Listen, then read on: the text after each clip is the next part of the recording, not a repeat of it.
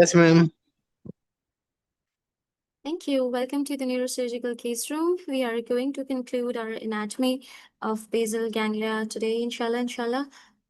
Let's start and let's move to the slide we left yesterday. I really hope you remember all of this. There's only one illustration from yesterday's session that we will go over today, so that the today's section is easier. I think I removed that. Okay, let's start from the lentiform nucleus. But before I proceed to the lentiform nucleus, I am going to start from the same illustration that we drew yesterday, just so that if you guys get a quick refresher and it's easier to be oriented. Let's draw it again.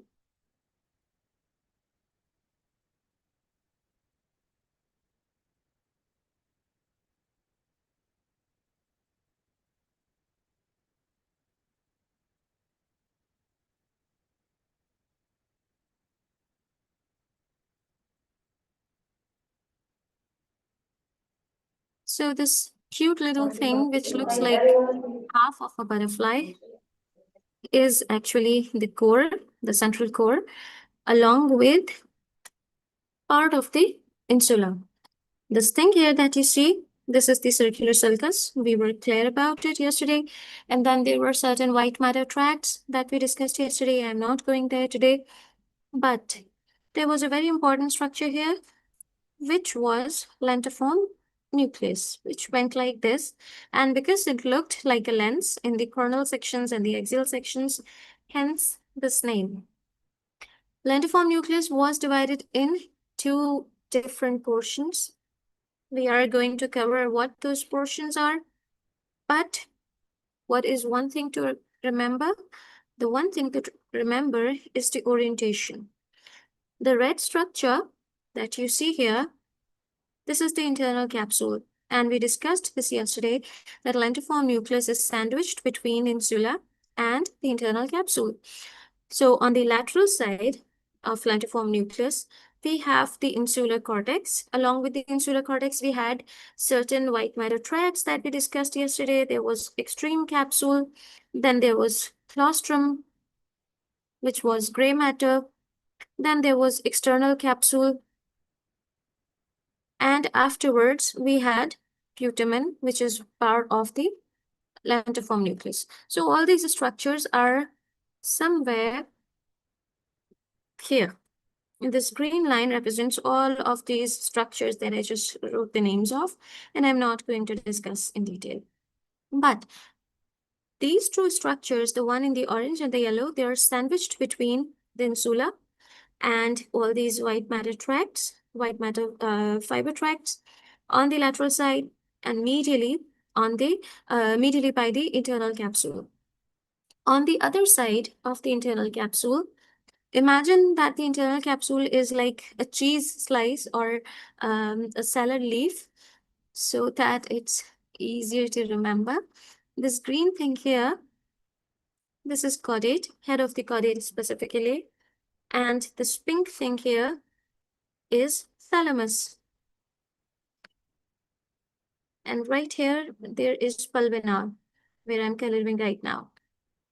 So if we take a look at this illustration and we orient ourselves, we know that lateral to the internal capsule, we have lentiform nucleus. Medial to the internal capsule, we have the caudate and the thalamus. Now, caudate is towards the superior portion of the internal capsule. Thalamus is towards the inferior portion of the internal capsule. So that is the vertical orientation. Medially, if you look at it, I think it's still pretty clear.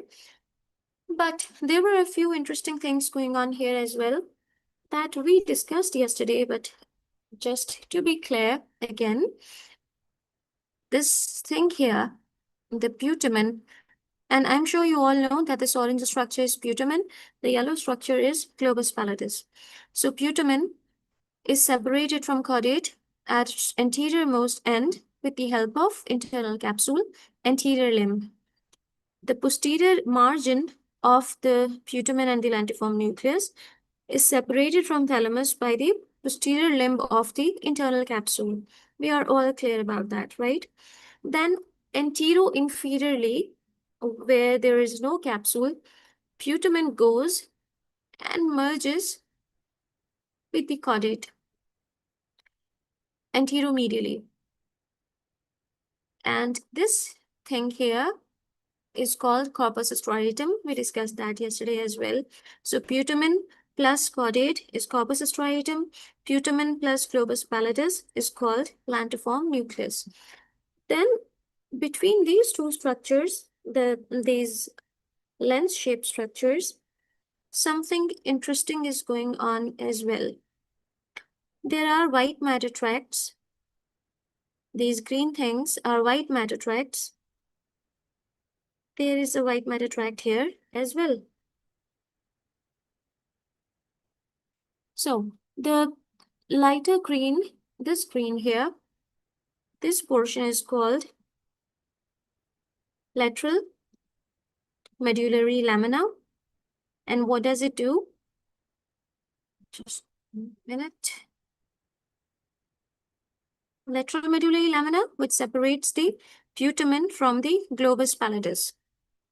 Let me write this.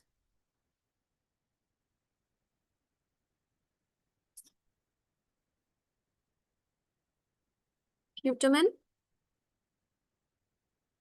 is separated from the globus pallidus with a thin white matter tract, and this white matter tract is the lateral medullary lamina. Then globus pallidus is also divided in two different structures separated by a thin white matter tract again. So globus pallidus, it's right here, can be divided in two things, the internus and the externus, and it is separated by the medial medullary lamina. So these are white matter tracts. What they do is they create these layered formations forming a very intricate anatomy pattern. So between putamen and globus pallidus, we have lateral medullary lamina. Between globus pallidus, internus, and externus, we have medial medullary lamina. I really hope you're all clear, because I'm going to remove these illustrations now. So let's breeze through the text now. The text is a lot easier once the illustrations have been done. We know that it is wedged between internal capsule and insula. Insula is on the lateral side. Right here, insula is on the lateral side, internal capsule is on the medial side. We have been very clear about it. Anterior margin is separated by anterior limb of internal capsule. Posterior margin is separated from thalamus by posterior limb of internal capsule. Anteromedially, it blends with the head of the caudate, forming corpus striatum. And even though it goes slightly more inferior and right in the basal surface, basal portion of the cortex, it makes the nucleus accumbens, a structure that we discussed yesterday. So anterior edge is also indented by the anterior commissure. So what is happening on the anterior side? On the anteromedial portion, there is blending happening with the caudate. That anterior surface is also indented by the anterior commissure. If we go even more inferior, there is anterior perforated substance. So this thing here, the putamen, the anterior-most margin of the putamen, is wedged between anterior commissure and the anterior perforated substance. Let's move. We did discuss the lateral medullary lamina and the medial medullary lamina on the illustration. These are just thin layers of white matter, thin tracts, dividing the putamen and the globus pallidus, whereas the globus pallidus is then divided into, some books say medial and lateral parts, some books say internus and externus by the medial medullary lamina. Now, if you take a look at this illustration, I think you all will be very clear what is happening here. So this is the lentiform nucleus, and we are looking at it from the lateral perspective. So the structure that we are looking at is putamen specifically. Globus pallidus is obviously going to be there, but it's going to be deeper inside. We are looking at it from the lateral perspective. And you can see that these fibers, these internal capsule fibers, they are going through it like a cheese slice or like a lettuce leaf, separating the lentiform nucleus from the head and the body of the caudate. But anteromedially, there is this small portion where the internal capsule is not here. You can see that the internal capsule ends here. Once it ends here, this anterior portion is connected, and this is where corpus striatum forms on its most medial portion, anteromedial portion here. Along with some cortex, we have the nucleus accumbens. You must also remember that the caudate has this body, head, and then the body. And from the body, it curves down with a very thin tail that goes in the roof of the temporal horn and merges with the amygdaloid body. Why is it important? Because we are going to come to this later on in the session. Are we all on the same page, or does this all flew over your heads? It is dry. I get that it is dry.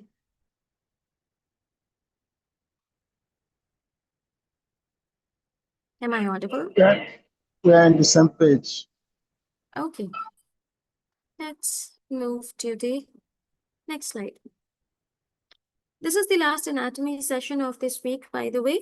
From Monday, we will be moving back to the clinical sessions again, the transsylvian transinsular approach, and let's see what else we can cover in the next week. I think we need a break from the anatomy now.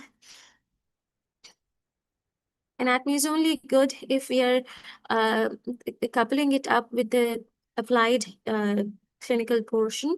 Otherwise, it's very, very volatile. This image is showing what I have been consistently mentioning throughout past two sessions. You can see the corona radiata, and along with the corona radiata, you can see those fibers merging and converging right in the core of the brain, forming the internal capsule. So this portion here is corona radiata, but onwards, this region here is the internal capsule. And as I have mentioned previously, internal capsule outputs in the form of crest cerebri,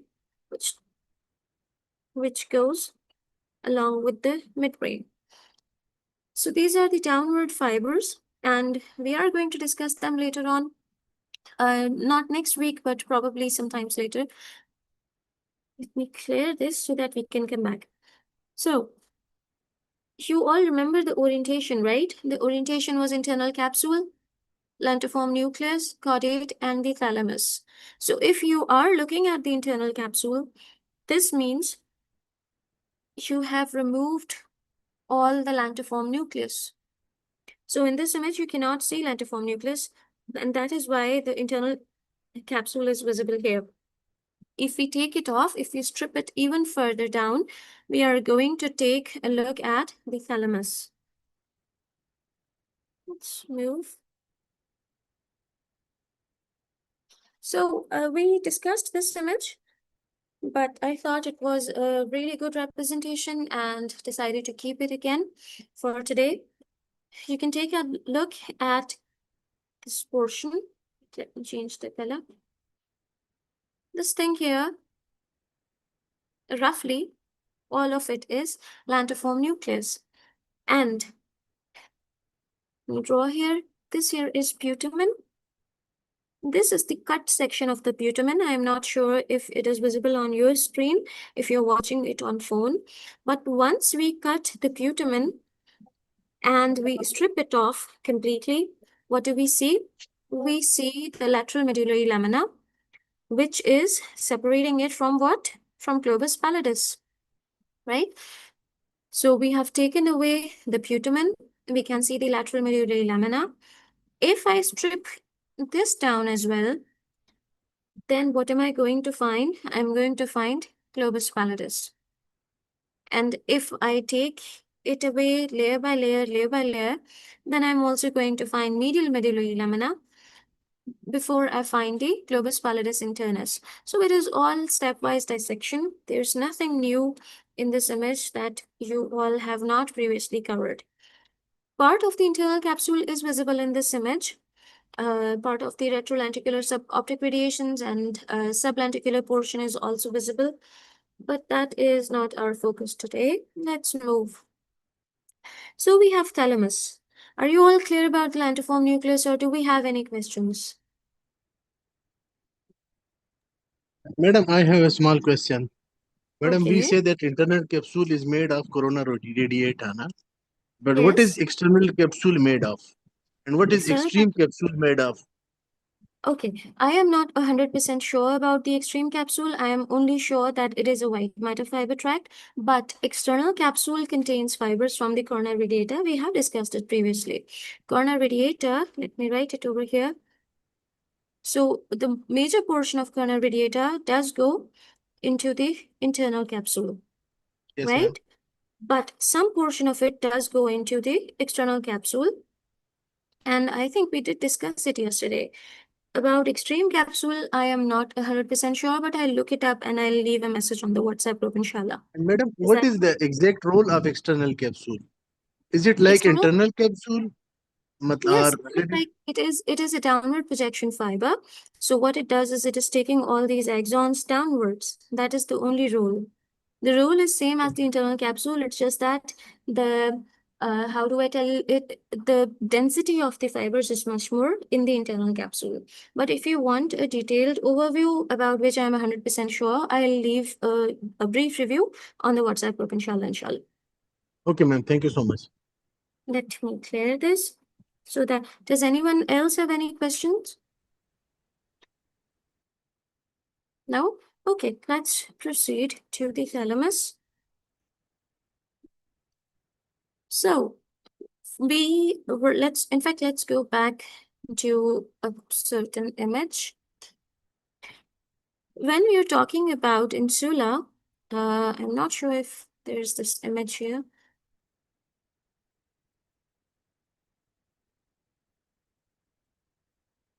Okay, you will have to imagine that there was insula here over this extreme capsule, right? This portion here will have insula over it. So if we go deep to the anterior portion of the insula, we are going to find putamen and caudate. If we are going to go deep in the posterior portion of the insula, we are going to go and find thalamus. So thalamus is positioned posteriorly, more medially and posteriorly. Let's see if we have any axial section that makes it clearer. So far, I think we will stick to the text. It's positioned deep inside the posterior part of insula, and posteriorly it reaches the level of the posterior commissure and the hypothalamus sulcus inferiorly. The boundaries are really, really important because it is lending to the walls of the lateral ventricle and the third ventricle as well. It even forms a border of the foramen of Monro. So we all know the location. The location is superior to the midbrain. It flanks the third ventricle. There's a very particular image. We have thalamus here, and in between the thalamus, this portion here, which is sandwiched, this is the third ventricle. The medial boundary forms the upper lateral wall of the third ventricle. We just discussed that. The lateral boundary is bordered by posterior limb of the internal capsule. We also discussed that as well. Let me draw that again. This should be a permanent illustration. So this is internal capsule here, and laterally it is bordering the thalamus. See here, this is the lateral portion. It's bordered by the internal capsule, which is the posterior limb. Here we have the third ventricle, and there will be another thalamus here. So the medial boundary forms the lateral wall of the third ventricle. superior boundary forms the floor of the lateral ventricle's body. We are going to take a look at the image ahead, which is a dissection image, a cadaveric image, and you can see how it is forming the floor, as well as part of the boundary of the foramen of Monroe. The inferior most boundary merges with the hypothalamus and the subthalamic nuclei. Let's look at a few images. So you all remember the previous cadaveric images where we were stripping down the cortex and all the white matter tracks layer by layer. We have completely stripped the internal capsule here now, and you can see the thalamus. The lentiform nucleus has been stripped. The internal capsule has been stripped in its entirety. You can see part of the thalamic radiations and this depression, which is the thalamus. Let's move. This is the central core where all the basal ganglia, all the cerebral cortex, everything has been stripped completely away. What you see is this huge chunk of gray matter, which is thalamus, along with the lateral geniculate body and the medial geniculate body. You also see that the crus cerebri has been cut. It has been dissected away from this portion. Hence, it is showing substantia nigra, which means we are at the midbrain. So this portion here, this is midbrain, and which is visible because cerebral peduncle has been cut. If this was all connected, you would not be able to see substantia nigra. Those of you who have attended our brainstem anatomy sessions, they will be very clear about it. So below midbrain, you can obviously see the pons here. Let's come back to the thalamus. There is another very important structure which is intimately related with thalamus, which is fornix. You cannot study thalamus and ignore fornix. It has been cut in this section, but there are a few other images which will show its intimate relationship and how it embraces the thalamus along its curvature. Let's move. So, speaking of fornix, you can now look at this mass here, which is thalamus. It's visible. This portion, but change the color so that it's more visible. You can see that thalamus is visible. And what is this structure here? What is this thing here? Let's clear this. What is this? Can someone name it? We just discussed it. Anyone? Fornix. No. It looks grayish. Sulcus. The name. So I will ask that again on the WhatsApp group, sharing a screenshot. Let's see who gets it right. Let's come back to the thalamus since we are very short of time. It's already 8. When we draw here, we can see fornix, which is curving along the entire curvature of the thalamus here. Where does it begin? It begins here. You can see hippocampus just below the thalamus in the temporal lobe, but you cannot see fimbria here. So fimbria are these fiber-like projections, and this is where fornix begins. So we have fimbria, and then we have crura. Imagine that there's fimbria here, and fimbria then gives rise to these crura of the fornix. There are 2 crura. It goes like this. I'm sure you are aware of this image and you have seen it previously. Because this session was not about fornix, so I have not included detailed imaging. We will go over it very superficially today. So we have this crura, 2 crura, and they go ahead and right here on top, they merge, forming the body of the fornix. And from them, 2 columns arise, which look like crura sort of, but they are interiorly and they are called columns. there are two columns of the fornix which end in the mammillary bodies anteriorly. So all these structures, they are hugging and curving around the thalamus. You can see it's going down here, and it's ending somewhere around the mammillary body here. It will be clearer in the illustration. In a dissection image, it's very difficult to see the structure completely. Let's clear this and move on. In fact, let's take a look here again. You can see the thalamus, and there is another interesting structure which we have not discussed previously. This little bridge here is called interthalamic adhesion, and sometimes it is called massa intermedia. It is bigger in kids with congenital anomalies, especially Chiari malformation, aqueductal stenosis, etc.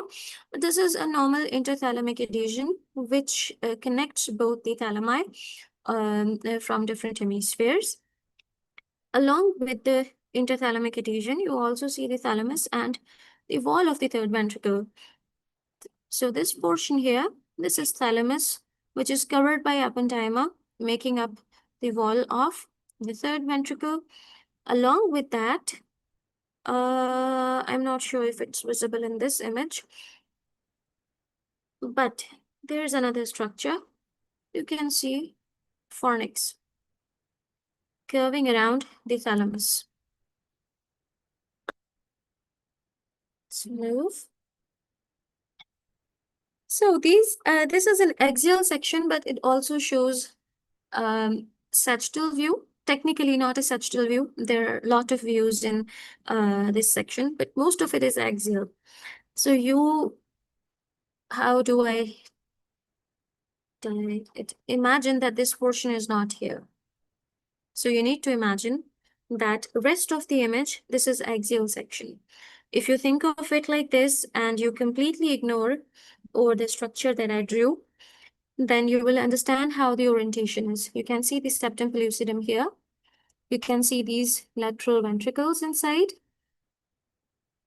And along with the lateral ventricle, this is the septum pellucidum. This portion here is showing the curve of the caudate nucleus, the protrusion of the caudate, head of the caudate nucleus. You can see this on the side as well. Along with that, you see the choroid plexus. Let's change the color. You see the choroid plexus. There will be superior choroid vein here as well, which is not completely visible. But once we retract this axial image, if you see the retractor and you follow its train, you will see the thalamus. Let's draw here. So this is thalamus, and when we go deep and down here, we are going to find the pulvinar. Fornix has also been retracted because this is obviously a cadaveric image. You cannot retract fornix like this on a live human being. But once we retract the fornix, we can take a look at the pulvinar. When I meant that thalamus is situated in deep to the posterior portion of the insula, you can now see it in this image. I completely forgot that I included in this. You can see the insular cortex here. This is roughly dividing. We are talking very roughly. Then this is the anterior portion of the insula, and this is the posterior portion of the insula. So if we take away this chunk, imagine that you have taken away this entire chunk. You're going to find caudate and the lentiform nucleus, etc., etc. Whereas if you go deeper to this, what are you going to find? You are going to find this egg-like structure, which is the thalamus. So I think the point that I was trying to make at that time is pretty clear now. Let's move to the next image. So this is probably the last image of today's session. I included it because I wanted to show you how densely thalamus is surrounded by so many eloquent structures.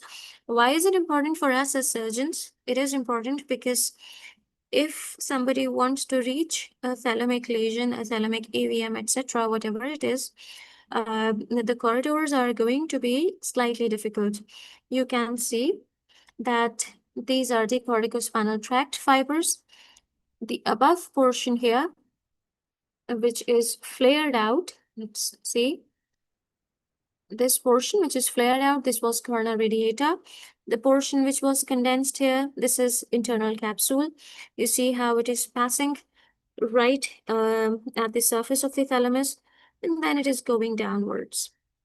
Along with that, you also see the middle longitudinal fasciculus. You see how intimately the optic radiations are involved.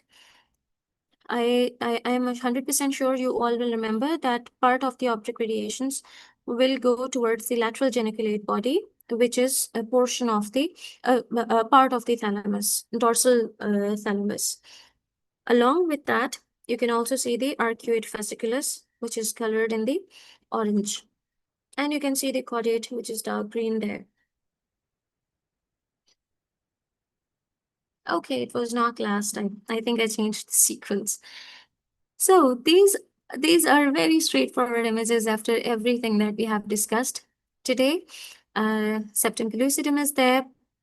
The point that I was trying to make at that time is this is foramen of Monro. This orange thing, in fact, let's highlight it even better. Foramen of Monro is going to be here. And if you look very closely, this margin of foramen of Monro is made by the thalamus. Not only thalamus makes up portions of the walls of the lateral ventricle and the third ventricle, it also makes up boundaries of the foramen of Monro, the inferior portion. There is a projection, I think it is called thalamic projection or something, which creates this bump inside the foramen of Monro. Rest of all the structures in this image we have very thoroughly discussed. Let's move. This is an illustration which is really on which it is really easy to understand how the fornix goes around the thalamus.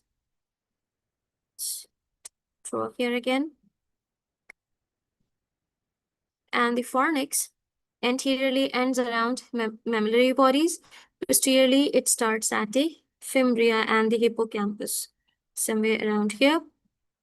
Also, please remember that amygdala is also connected with the caudate nucleus with the help of caudate tail. So we have seen all these structures on the cadaveric images, but sometimes illustrations do a better job. This one is a beautiful, beautiful image because it shows a lot of structures in a single illustration. You can see the head of the caudate nucleus, which is butting into the lateral wall of the lateral ventricle. Let's change. You can see the lateral ventricle here and the projection of the caudate head. You also see it going posteriorly, which has been cut. Its body has been cut in half. Inferiorly, you see the hippocampus here, the fimbria, which are going to form these structures are what I was calling crura of the fimbria. And let's draw it on this side as well.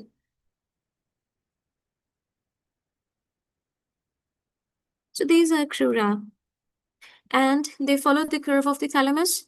They travel on the inferior portion, then the posterior portion, then the superior portion, completely embracing and making up the crura. Then there is this commissure in between. I have forgotten the name, Fornistal commissure or something, which goes like this here. Onwards, it makes up the body of the fornix. Now, obviously, you cannot see the columns because they are down anteriorly, and this is only an axial view. Let's clear it up. Along with the thalamus, you can see the choroid plexus of the lateral ventricle and the third ventricle. In between, posteriorly, you see the pineal gland. Let's move to the next image. This is the sagittal section where all the cortex and where everything else has been stripped. You see the lentiform nucleus. We are looking at it from the lateral side. So lentiform nucleus is there. Once we take it away, posteriorly the thalamus is visible. Caudate tail is visible as well, which is tapering down to the amygdala. You see the hippocampal head, etc., etc. This was the thalamic projection, anterior thalamic projection or something which I was talking about, which makes the inferior boundary of the foramen of Monro.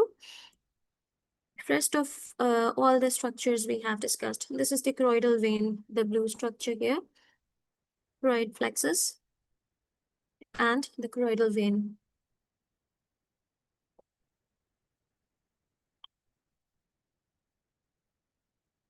This structure, this illustration shows some really important venous structures. Why are they important? Because if we end up sacrificing these veins, there can be significant venous infarct, which is going to result in a significant post-op deficit. Why is that important? We'll come to it.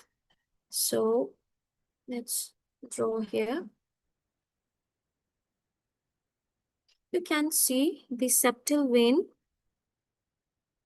I am only marking them so that it's easier for you to focus. This is the septal vein, which runs along the septum pellucidum of the lateral ventricle. Then you see the superior choroidal vein that I was talking about. I'll mark it on the other side so that it doesn't confuse you. This is the superior choroidal vein, which runs along the choroidal plexus and the fissure. We are not concerned with it. What is more important here is this bluish structure which runs along the edge of the thalamus. If you focus, this region here is the edge of the thalamus. This thalamostriate vein then joins the septal vein at the foramen of Monro, making up something which we know as venous angle, which is very important when we are going transforaminally towards the third ventricle for a colloid cyst, etc. Also septal vein or the superior choroid, the thalamostriate vein, they should not be sacrificed. If we know that these two structures join at venous angle and make up a paired vein on the both sides, which is called the internal cerebral vein. So internal cerebral vein is not visible until and unless you strip down completely to the central core. Basal vein of Rosenthal you can still see when you look at the great vein of Galen. They are visible. The internal cerebral vein is deep inside the central core. It is formed by the thalamostriate vein and the septal vein.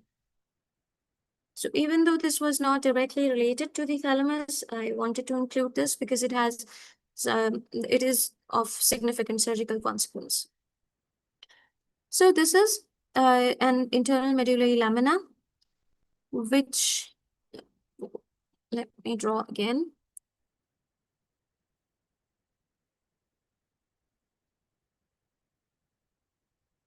So this Y-shaped structure, this is internal medullary lamina.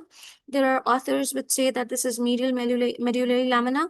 It separates thalamus into multiple groups of nuclei. We are not going in the detail.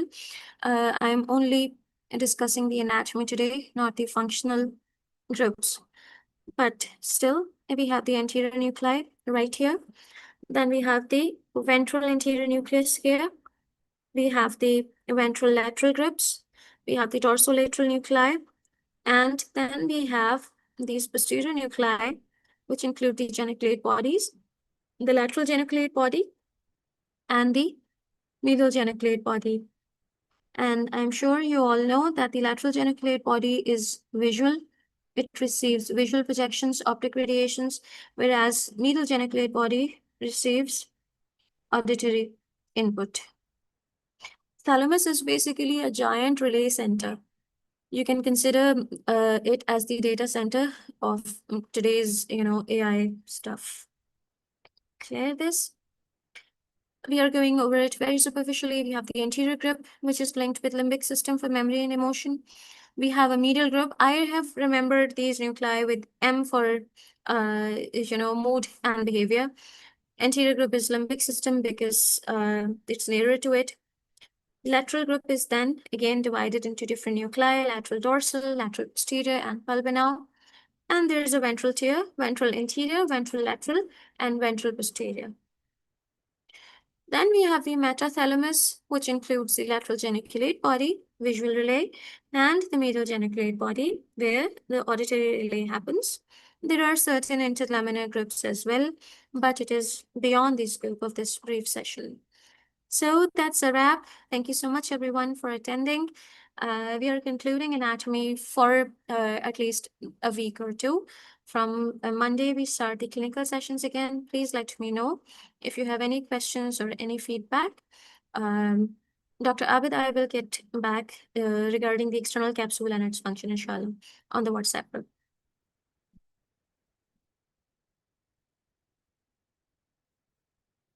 Thank you so much, everyone.